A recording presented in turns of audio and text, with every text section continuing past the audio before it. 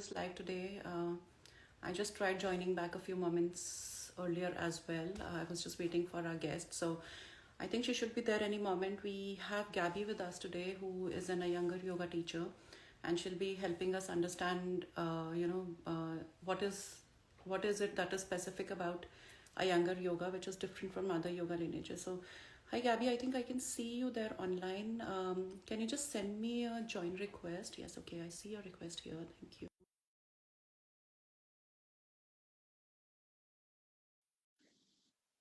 So I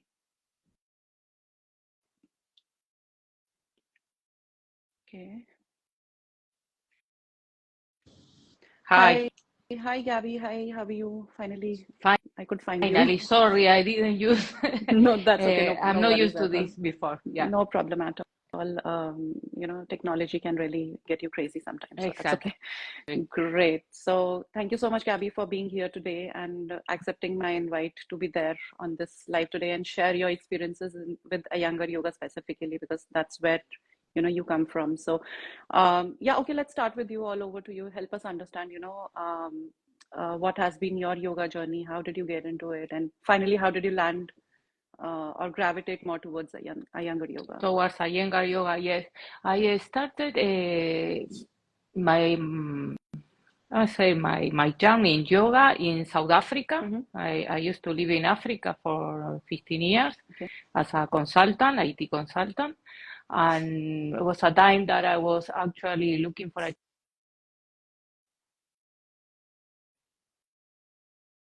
Okay, I think some connection issue. So let's wait for Gab to join in again. Hi, Gabby, I think there's some issue with your connection. If you could just send me a request again.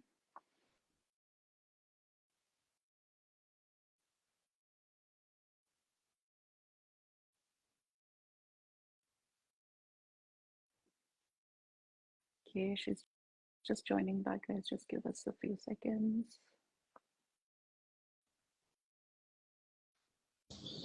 Yeah, Yeah, sorry, hi. my internet is okay, but I don't know what happened. No, that's okay. That's okay. I think, yeah. That's Okay. okay. Yeah. So as I was telling you, I was looking for a change in my life, so I went Mm-hmm. to South Africa for a month, Mm-hmm. actually looking for a way to get in touch with myself. And okay, yoga was an option, Mm-hmm. and it was Ashtanga actually. I didn't know that I was going to a teacher training Mm-hmm. course, which for me was so challenging because my experience in yoga was none.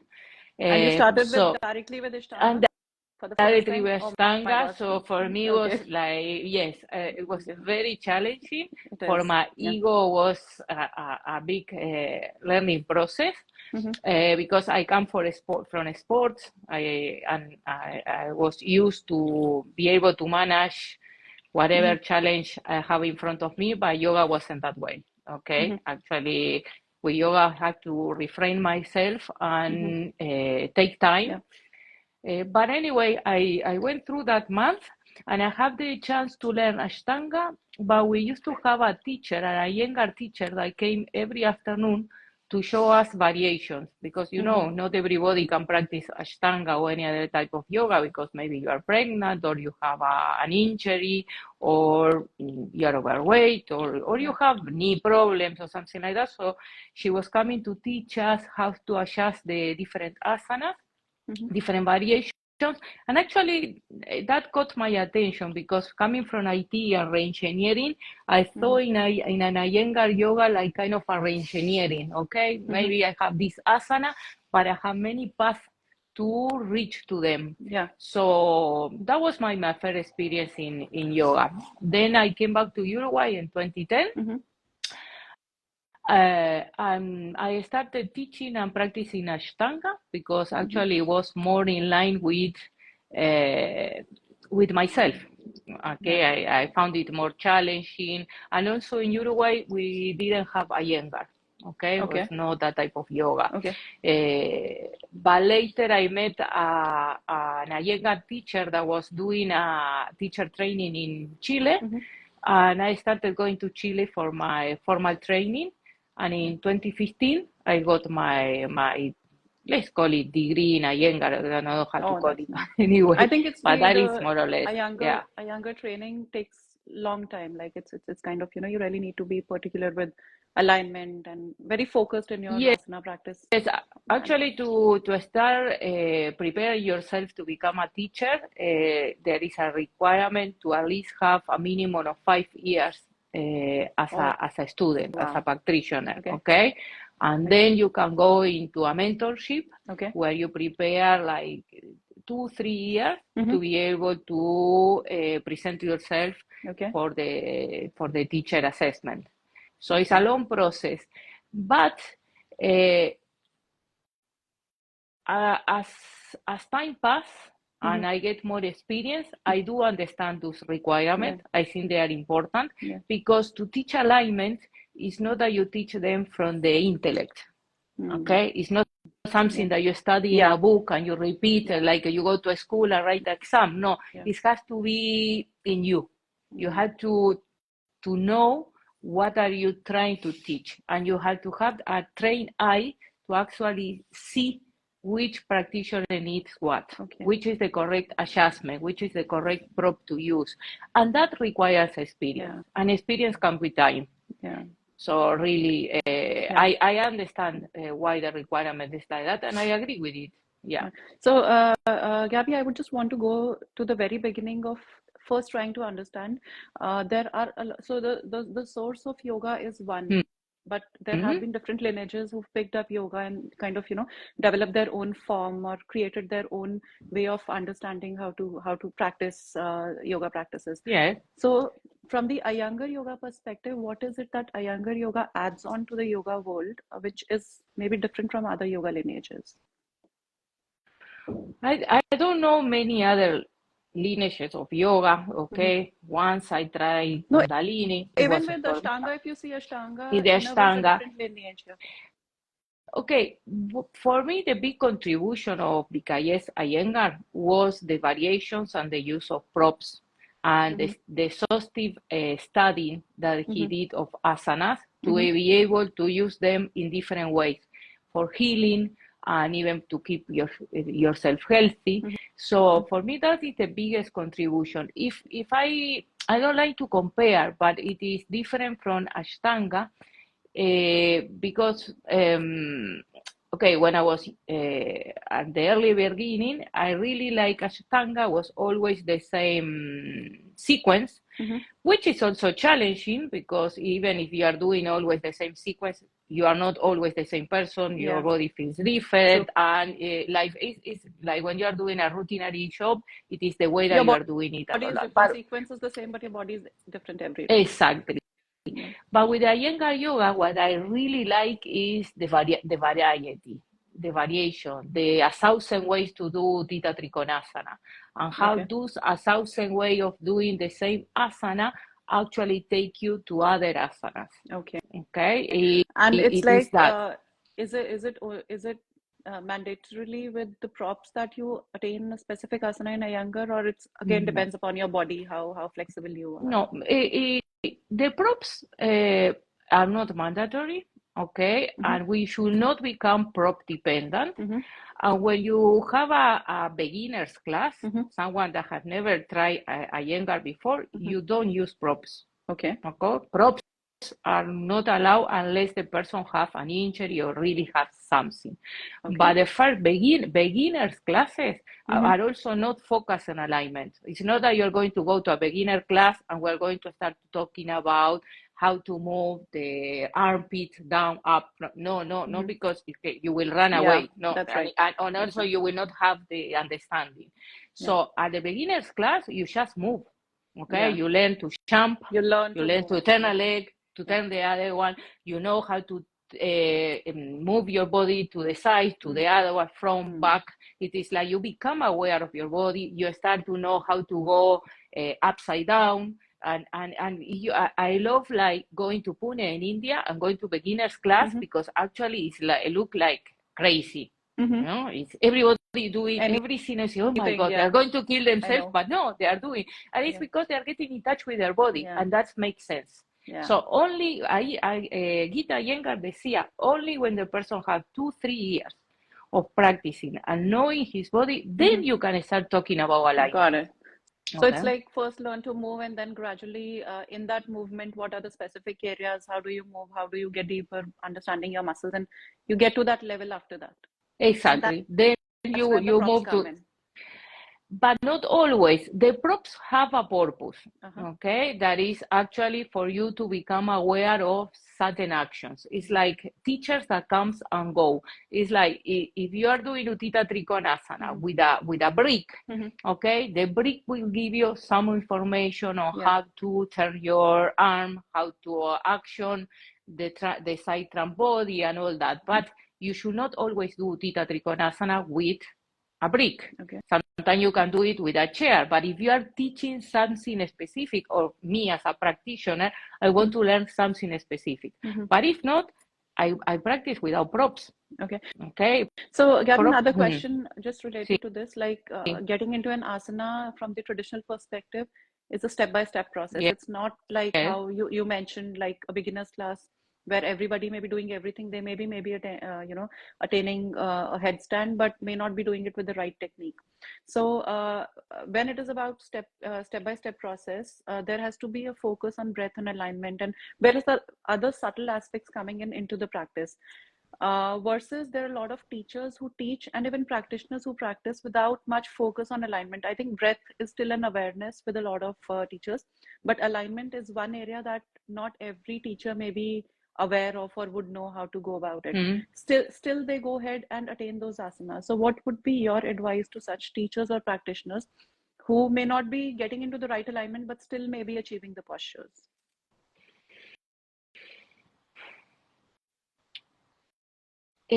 First, I think the person or the practitioner has to understand the impact of alignment Mm-hmm. in the body. Mm-hmm. Because it's not, sometimes people describe Iyengar yoga with like the yoga for perfectionism, Mm-hmm. of the yoga of perfection, because we're looking alignment. But alignment is not focus on perfection. It's focusing on getting space in your body. Mm-hmm. Okay, Okay.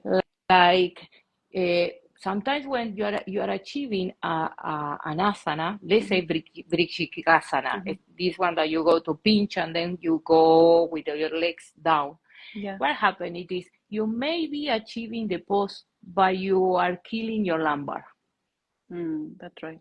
Okay, That your lower exactly is back, my because question. Because yeah. you are not achieving the asana from the correct actions that will protect your lower back. Mm-hmm. But also you are hurting your organs, because in the lower back you have vital organs there, okay, that they Mm-hmm. are supposed to go towards the lower back, Okay. and they are contained there. Yeah. The moment that you are pushing with your lower back, you are Yeah. throwing away your Oh. organs and they are displaced. Okay, Okay. so there is the harm that Okay. you can have, or sometimes you can injure your knee, or you are doing a headstand or Adho Mukha Vrikshasana, and Mm-hmm. the alignment of your arms is not the right one, or the alignment of your shoulder Mm-hmm. blades is not the right one. You end up injuring your shoulders. Mm-hmm. Okay. Okay, so that is the importance of alignment. It is getting vertical and horizontal Mm-hmm. space, okay, and actually making sure that through that alignment, your organs and your circulatory system and your skin and your muscles and your bones, everything it is in the right place. Mm-hmm. Plus, it help you to get aware of yourself, the way that you walk, the way that you stand, Yeah. the way that you sit. Okay, and then So you become aware. yeah, what I get is alignment is way more than just trying to understand, because I think most of the people do understand. Like for me also, it's an awareness that alignment is way more than just getting into the right form. There's so much happening inside the body with that right alignment, and the purpose entirely it's different for alignment. It's not perfection. It's about opening up your body step by step. So yeah, Exactly. that definitely makes sense, and I think that also opens up the energetic channels of the body and helping that prana flow freely in the body, which is Exactly. ultimately the goal of yoga. Right. No, that's interesting. Okay. So, Gabby, my next question would be, Are there any specific vinyasas in Iyengar, like maybe some sequences, like, like for example, Ashtanga lineage has specific sequences and they practice that specific sequence only. Similarly, Shivananda lineage has its own sequence. So does Iyengar yoga also has its own specific sequence, or the entire focus is on specific asanas and doing them the right way? So how does the practice move ahead in Iyengar? It depends. Okay, it's not that you have a specific sequence. You can have many Mm-hmm. sequences. For example, when we prepare for a teacher training or for an assessment, we have some sequences that we follow Mm-hmm. because those are the asanas that you have to present. Okay. Okay, and show in your exam that you understand them, that Mm-hmm. you can manage them, and all that. Then you can have vinyasas, like we have the sun salutation and all that. So also you have the dynamic part of Iyengar yoga that Yeah. usually you don't see much in Instagram and all that, but there, Mm-hmm. it is there and it exists and it's very fun. I'm a fan of that. I Mm-hmm. like the vinyasa, but the sequence, it depends on what you want to teach. Okay. So Okay, my so question is more related to vinyasa. No, I mean sequence may be the wrong word there, but any specific vinyasas that lead you towards a specific asana. Like in you can have vinyasa a krama is about, slowly, gradually reaching an asana by practicing certain specific pre-asanas before you reach the final asana. So, exactly. So those are the sequences that yes, do we have, but they are open to the teacher. okay. Okay, so it's not that you're following by the book. Okay. Okay, yes, you have a learning process. Mm-hmm. You can remember a sequence that your teacher Mm-hmm. give you, or something that you learn in Pune, Mm-hmm. or you saw something there. But if not, I create my own sequence. But that Okay. sequence comes from my personal practice because there is something that we actually emphasize a lot, and the Mm-hmm. method is actually focusing on that is in the personal practice. Okay. So when you're saying designing your own vinyasa or maybe your own sequence for Mm, a specific practice, I'm sure there must be some purpose or a theme behind what you're trying to create, right? yes. And accordingly, you may be focusing on maybe how, what asanas fit in into step by step into the purpose that you're wanting to achieve, both physically as well as energetically. That's what I'm assuming. If you just put some light on, what is the thought behind creating a sequence or a vinyasa according to the Iyengar way of practicing. Yes, it is like that. As I say, we don't have, or at least that I know, any written sequence. Okay, but if I Mm-hmm. want to teach um, back bends, Okay. I will start with standing asanas. Mm-hmm. Focus. Imagine that day I want to teach back bends, focusing on the dorsal awareness. Okay, and Okay. how to hold your dorsal open and all that, and the scapular area. Okay, I don't know how you say it in English. But anyway, so I'm going to focus my Utthita Trikonasana. Let's say if I use standing asanas, my Virabhadrasana 2, my Utthita Parshva Konasana, all in the dorsal area. Mm-hmm. I may use a brick or I use the arms. No, I go to arms behind or Mm-hmm. Gomukhasana, checking on the dorsal area. So I'm bringing the awareness to that area, Okay. to that area. Yeah. Then I will move to inversions. And Okay. also I will focus, if I'm doing back bends, I know that Shirshasana come before the back bends. Mm-hmm. Okay, so I will put Shirshasana first. That is part of Okay. the sequence. Okay. Then I will go to the back bends with Mm-hmm. emphasis on that area that we were like awakening Mm-hmm. in the previous asanas. So that is a sequence. And Okay. then when I do the back bends, I have a sequence to restore the back, just in case Okay. that someone feel pain. So I know that I will do a twist or I will go to for a forward bend. And then I will do, if the sequence was very energetic and very demanding, Mm-hmm. I will do Ardha Halasana, more restorative Okay. asana that will bring the person back to a quiet mood Mm-hmm. and recover the energy, or I will do Salamba Sarvangasana. It depends. So yes, Mm-hmm. there is a logical sequence depending on what you are working with. Yeah, that's interesting. I mean, and I think that's the trait of a good teacher as well to figure out in the moment, even if you're going ahead with your sequence? When is it that you need to take a little break? When you need to stop? What next? Just to modify things a little if things are not going right. So, yeah. Yes, you have to, or at least that is what I do, or what many do. It is sometimes you go with an idea to a class and you see the practitioners and you know that you have to change the sequence because, okay, there is no way you're going to go ahead with it. Yeah. Or they're not understanding some specific instructions. Mm-hmm. So you have to be creative and find other ways to actually, for people to become aware, because actually the goal is not to achieve the asana. The goal is that for the people to start to become more aware of the body and have a better relationship with it, okay, and find health and happiness also. No, that scene of demanding, and then you feel like you are not good enough. No, the thing is yoga is for everybody. That makes Okay. sense. So, just a related question to this thing. I'm sure you must be taking group classes, right? Yes. So, and there would be all kinds of people a part of that group, beginners, intermediate, advanced, if at all. So, when you're working on that specific aspect of, keeping that thought in mind, like for a mixed class where all kinds of students are there, what would be your focus area for the class to make sure that everybody has something to take away? Like, because I'm sure advanced students would need some extra challenge, beginners would need something that just gets them started, intermediate would be like okay doing little advanced but not to a great depth. So how do you kind of bring about that balance in your class with all kinds of students? Ideally, we have classes per level.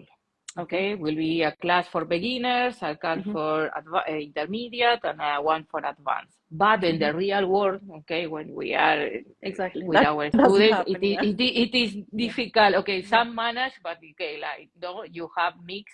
You have to offer variations. Like for the one that is more advanced, maybe they will not use props.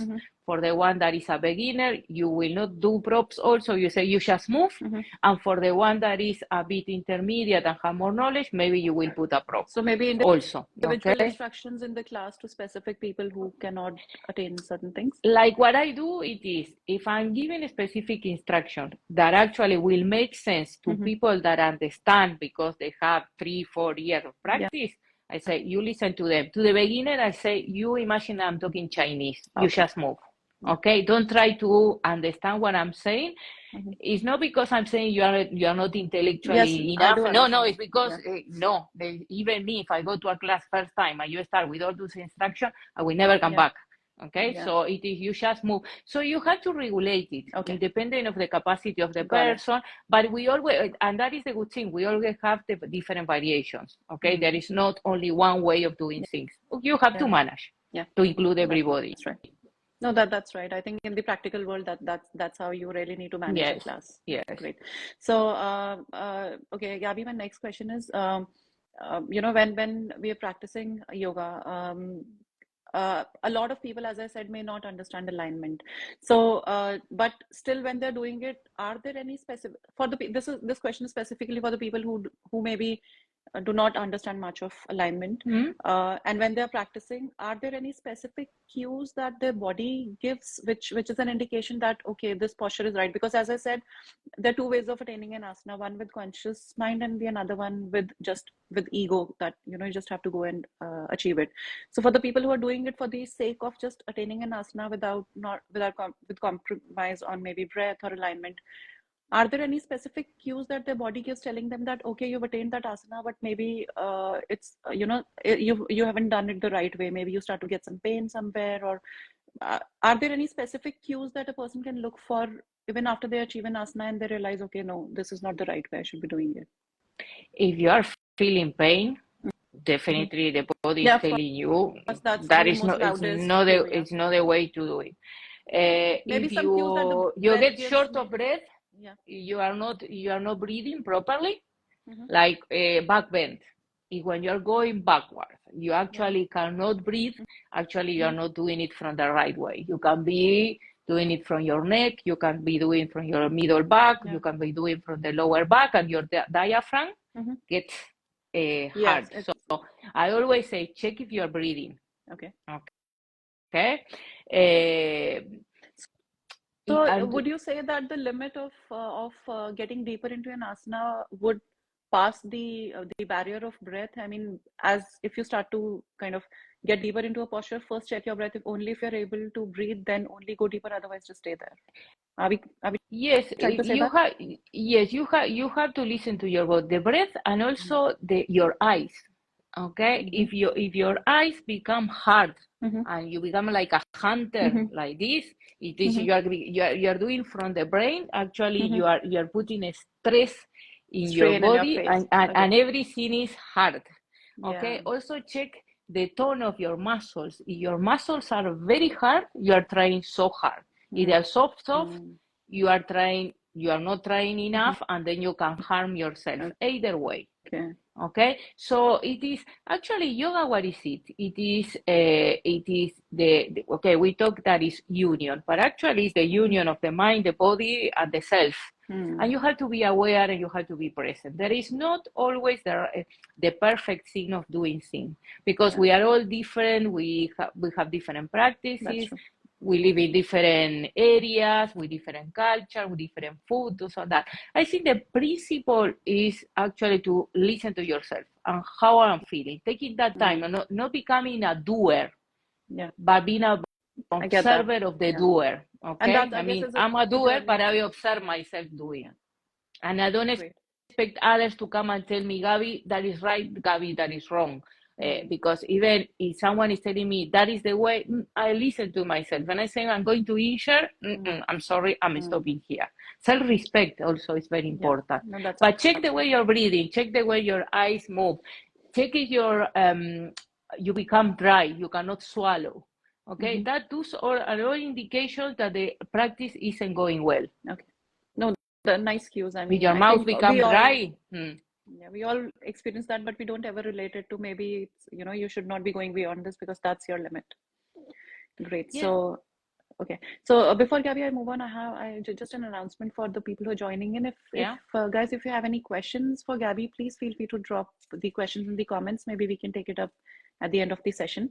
So coming back to my next question, Gabby, are there any specific preferred asanas in the younger lineage?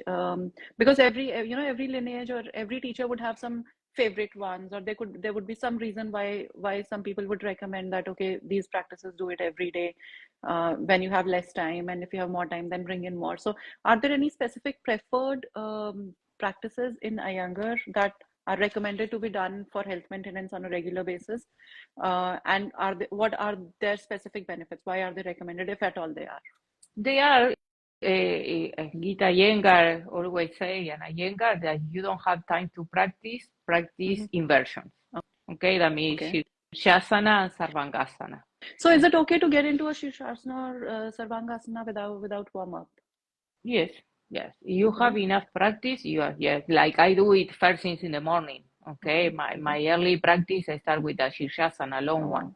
Nice. Okay, then I'll go to Sarvangasana and then I'll go to meditation. So yes, Okay. because actually in Shirshasana and Sarvangasana you can practice forward bends, you can practice twist. There are many things that you practice. Hmm. So yes, because they are very Shirshasana is very good for the brain, Mm. and Sarvangasana is very good for Right. your also for your level of stress. So in those asanas, like kind of you practice all of them. Okay, you do inversion. Okay. Mm.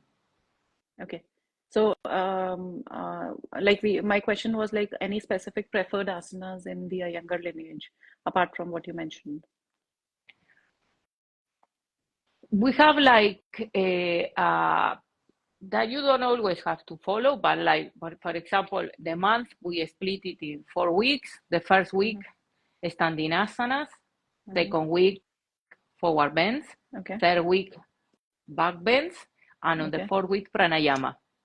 Okay. Okay. Okay, Yeah. so many schools follow that system. Hmm. That system comes from Pune Hmm. because the reason it is that many people from abroad come to Pune for a month Hmm. to Hmm. practice, Hmm. and they kind of teach that way so people can have a taste of everything. Yeah. Okay, so when you go for a month and have the chance to practice in India, Hmm. okay, you can see how they teach standing posture, forward bend, back bends, y pranayama. Then people adapted it here around the world, and they teach that way. That also makes sense because you can imagine you are working in the dorsal, you can work in the dorsal standing with the standing asanas. On the second week on forward bends, the same actions, back bends, the same action, and then you see the benefit in pranayama at the end of the month. So yes, we can have that kind of sequences. Yeah. You've been to Pune? Yes, twice.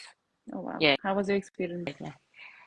Amazing. Because actually you go to the root and you see, because you don't get lost in translation. Okay, because I go to Pune. I learn from there, but also when I show into other or teaching others, I will put my imprint. Okay, so it will not be like that. So for me, when I was learning, I learned from amazing teachers, but actually my experience in Pune was great. It changed the way also that I practice and that I understood the system. Yes. So do you think like even if you're learning like even the specific lineages, but going back to the root and learning from there is totally a different experience? Yes, for me it was. And I'm very thankful for that because it changed the way. I agree. Yes. Yeah, I mean, I belong to India only, but I mean, when I did my TTCs, it was like from my local places where I was, and then finally I decided to go to Shivananda. And even though I had learned the same practices back in my previous TTCs, I realized the experience with Shivananda was very deep. It was different. So Exactly. I think the source always adds a different experience to what you already learned. Exactly. Totally agree. Yeah. Okay. Now that I'm talking about Shivananda lineage, which is where I come from, I think there is one curious question. So from the sequence perspective, so in Shivananda sequence, we actually, how the sequence starts is directly from the headstand and then moving on to the shoulder stand and then moving further. But I think in a younger lineage, it is just the opposite. Like shoulder stand happens first and the headstand happens later. Please correct me if I'm wrong there. No, Shirshasana headstand become first and then Sarvangasana. And then okay, it's the same then. We It's do the the same. same. Okay. Yes, the only thing it is that we teach first Sarvangasana before starting teaching Shirshasana. Okay, because in Sarvangasana, the person start to get used to getting an inversion, Balance. can see the legs, can know the balance, yes, and can see the legs, and can start working on the dorsal, the action of the arms, and all that. From there, you start teaching Shirshasana. But then in the practice, Shirshasana comes first, and then Sarvangasana at the end. Okay. And is there a reason? Is there a reason if you say like you also start your practice with Shirshasana and then Sarvangasana and then moving further if whatever practices have to come in. So is there a reason why we focus on the head and throat area first to kind of stimulate it, and then it has a different kind of an impact on the entire body once you do other practices? So is there any reason or science behind why these practices happen first? Shirshasana, because it is the masculine energy, okay, and it put your brain becomes alert. You bring energy to the body, and then you practice. It requires more energy to practice. So we do it at the beginning. For example, if we are teaching back bends, Shirshasana must come first. Why? Because back bends, your spine becomes flexible, and then you go to Shirshasana after that, you will not be that steady. Okay? And then you do Shirshasana first, and you do back bend. And Sarvangasana always come at the end of the practice. Okay. It is like kind of a standard. It's not like we do Shirshasana, Sarvangasana, and then practice other asanas.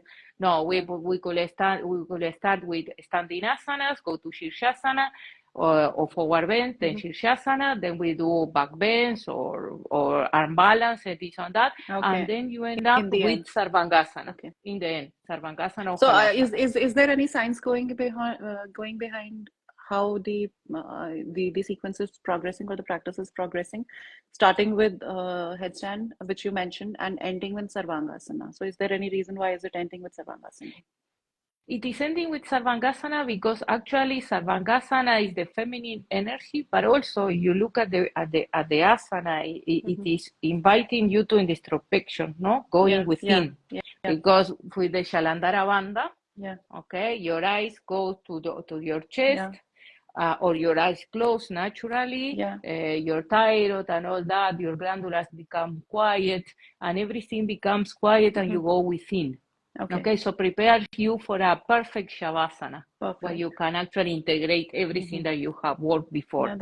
So that is the reason why Sarvangasana come at the end. Yeah, it's an amazing asana. It's amazing, yes, because I'm just trying to understand the science behind how Shivananda puts it across. So the practice starts, I mean, of course, after warm-ups, the first asana that happens is Shirshasana, and then immediately after happens the Sarvangasana. Now, the reason that is taught us in that specific lineage is that we are working in how the placement of chakra is there in the body. So starting from the head, moving downwards, each asana is working on a specific chakra in the body. So chakra system is also very deeply related to our hormonal health. So the physical idea of having that sequence is that we start with the stimulation of pituitary gland, then we move on to the thyroid, and then slowly, gradually, we move on to the other chakras, where the placement of these different, hormonal glands is also placed. So that's the reason or the science behind why that sequence flows in that specific order. It makes sense. I say every systems are valid as long as the person that share it, discover it, found sense into it. And not every system works for everyone. So I'm glad we have options in the world. Okay, because I'm in this one because it's the one where I resonate. But that doesn't mean that the others are wrong. I said, no. If the tradition has created something, there has been a deep-rooted understanding of not just the physical or physiology, but the energetic science or the psychologically how things are happening, or even at the energetic level how things are happening. So that's the reason I completely believe what tradition talks about, and it could be any tradition because each tradition has understood all those aspects and then created their own understanding of the asanas. Okay, so Gaby, my last question is, what are some, so since Iyengar is a lot about props as compared to any other lineage, are there any specific props that you think you would want to recommend to anybody who's practicing yoga, simply from the perspective of improving their practice? That's all. No, not getting into alignment, not getting into kind of getting deeper into why we are using props, but anything that can just help them improve upon the experience of their practice, even if it is a beginner. So are there any specific props that you would want to recommend? Of course, 2 bricks are that's the basic one for sure. Awesome for me. Yes, that is the basic one, and a belt. Okay, for your arms, and there are many things that you can do with a belt. Then I love all props. For me, if I can invest in a yoga chair, of course I will go for it, because the possibilities with a chair are incredible. I think this is one thing that still is to be explored with a lot of yoga teachers, because recently when I got into using chair as a prop, initially when I started, I was like, okay, there are some limited things that you can do with the chair, but I just started learning more about it, and I was like, this is kind of one complete prop that you can have to get into deeper postures. I think you can do every asana with a chair. Yeah, every asana. No, I think I followed your page definitely, and I would recommend our listeners also to go and follow your page. I think you've stated that really some of the tutorials are really nice about using the chairs and how to kind of bring about that balance in the body. So the basics are those: the bricks, the belt. You can have a chair. Then there is the how we call it, the bed covers. How you call it? Blankets. The blankets. Okay. Blankets are amazing, especially for shoulder stand, Sarvangasana. Yeah. Because it protects your neck. Is there one question I have? Is there a possibility that if you are doing Sarvangasana, so my first question is it okay to do Sarvangasana on hard surface, or you should always be using a blanket? Ideally, you should be using blankets. There are these things. Even Shirshasana, doing it in a hard surface, it hardens your brain, and your brain has to be soft. Yeah. So because because I had actually experienced one very severe injury while doing a headstand on a hard surface, which was like long back, about 5 years back. And I just went into a headstand. It was under the sun, so I assumed that I don't need a warm up. Everything was all okay. By 7-ish in the evening, I did this about 12 in the morning, and 12-ish in the no, sorry, 8-ish in the evening. After about 11 to 12 hours, I started to get some severe pain in my neck, starting from here, which just started to expand all across my right hand, right arm. So my right side was Exactly. completely badly injured. I mean, I couldn't move that, and that injury lasted, I think, for about a month or so. And for a month or so, I couldn't lie down and sleep. And I don't know how many doctors I tried, how many medications I tried. No painkiller worked at all. And the pain was as severe as it was for the first day. Then finally, I reached out to some chiropractor, and he did some nerve adjustments. And after that, about 3-4 sessions, it started to get better. And with a caution that this doctor told me never to do headstand ever again in my life, which was like a hit on my, I don't know, on my ego, or because I was very fond of headstand. But then I started, with practice, and by strengthening these areas, I started doing it again. But yeah, I have been through that experience where I did it on a hard surface. I still don't know, is it the headstand that caused it, or is it the Sarvangasana, and I moved my neck into that, it caused it. But yes, that injury was severe, and you don't even realize when it comes. No, no. So I will not recommend to do it in a hard surface.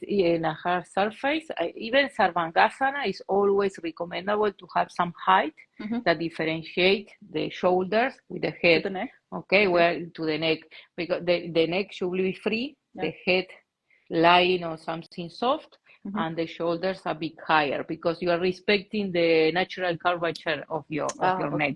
And also, when you're doing shoulder stand, actually the weight is not on the neck.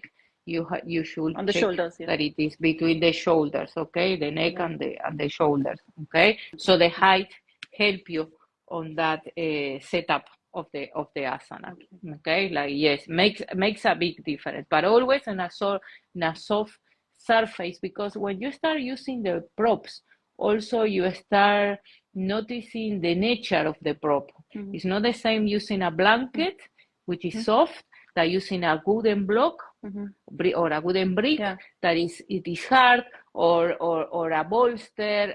It is that nature is like the elements, like the water, like the fire, like the air. It is the element. You are also learning a different way of activating your body. Okay, they give you different information. So it is important when we are in contact with the head, actually, to use something soft, because we want the brain to be calm. Okay, that is the reason why we're doing yoga. Sense, yeah, that makes sense. Yeah, perfect, great, Gaby, great inputs. Thank you so much. And I think in that few minutes, I think there were a lot of learnings for me, for sure, and I'm sure for the learners as well. I see you mute. Yeah. Before we end the session, anything that you would want to tell the listeners, specifically who are yoga teachers watching the session or may watch later? So anything that you would want to add on to the session from your end, which I might not have asked? You ask a quite very good question. I think you cover everything. The thing that really I would like to say it is have fun in your practice. Allow yourself to be creative. Remember that you have a great teacher within. Okay, it is good to listen to others and to learn from others, but the greatest teacher, it is inside of all of us. Know yourself, and that allow yourself to be yourself. I say everybody else is taken, so take the chance to be yourself, be creative, practice, and enjoy the practice. Okay, it's not with the idea of being perfect, but the idea of knowing yourself better and transcend your own limits. That sometimes those limits are mental, and sometimes are physical, but the body change, the mind change, and yoga is a grand opportunity to explore all that and be. Life is wonderful when you transcend your limits, and yoga is a big chance. Definitely, definitely. Great. Thank you so much, Gaby, for being here with me today. And amazing inputs. Guys, go and check out Gaby's account as well. She has some amazing tutorials for sure. I'm going to try them for sure, specifically the chair ones. Great. Thank you. Okay, great. Thank you so much, Gaby. Thank you for being there. Thank you. It was a pleasure, actually. Thank you Same very here. much. Thank you. Yeah. See you. Bye. Bye Yep. bye. See you. Bye bye. Bye.